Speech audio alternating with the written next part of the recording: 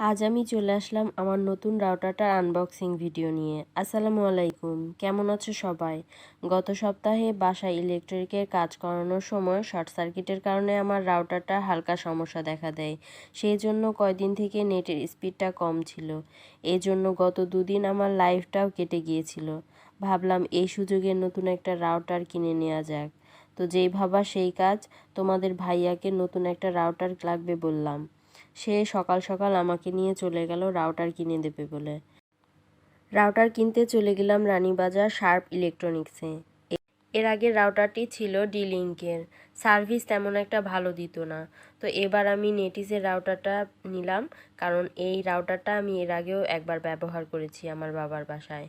তো রাউটারটা সাদা কালারে নিয়েছি, কারণ সাদা কালারটা আমার খুব পছন্দের। আর রাউটারটাও অনেক সুন্দর কিউট ছিল। আর 4 অ্যান্টেনা, এর আগে আমি 2 অ্যান্টেনা ইউজ করেছি, তো এবার স্পিডটা একটু বেশি দরকার, সেজন্য আমি 4 অ্যান্টেনা নিয়ে নিয়েছি।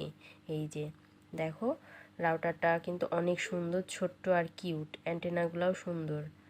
সাদা কালারটা খুবই পছন্দ আমার, সেজন্য সাদাই নিয়েছি।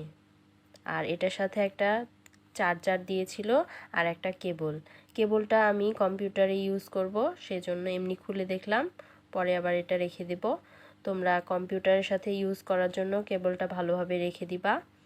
দোকানে অনেক ব্র্যান্ডের রাউটার ছিল, কিন্তু আমি পার্সোনালি সব সময় পছন্দ করি নেটিস ব্র্যান্ডটা। আর এই ব্র্যান্ডের রাউটারটা এর আগেও একবার ব্যবহার করেছি। আমার বাবার বাসায় প্রথম ওয়াইফাই ইউজের জন্য নেটিস রাউটার নিয়েছিলাম, এবং সেই রাউটারটা এখন পর্যন্ত অনেক ভালো সার্ভিস দেয়। তাই এবারও আমি নিয়ে চলে আসলাম 4 অ্যান্টেনার নেটিস এই রাউটারটা সত্যি ছোট্ট আর অনেক কিউট।